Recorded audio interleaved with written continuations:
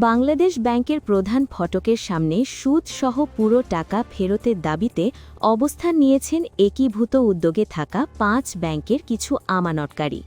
তাদের অভিযোগ, গত ২ বছরের আমানতের মুনাফা কেটে ২০২৪ ও ২০২৫ সালের জন্য মাত্র ৪% করে সুদ দেওয়ার সিদ্ধান্ত নেওয়া হয়েছে, যা হেয়ার কাট নামে পরিচিত। ইউনিয়ন, ফার্স্ট সিকিউরিটি ইসলামী, গ্লোবাল, সোশ্যাল ইসলামী ও এক্সিম, এই ৫ ব্যাংক একীভূত করে গঠন করা হচ্ছে সম্মিলিত ইসলামী ব্যাংক।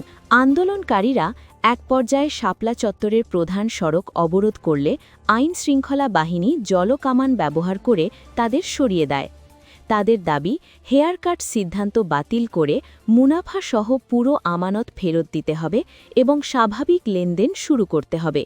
দাবি মানা না হলে ১২ই মার্চ বাংলাদেশ ব্যাংক ঘেরাও কর্মসূচির ঘোষণা দিয়েছেন আন্দোলনকারীরা। আরও আপডেটের জন্য সঙ্গে থাকুন।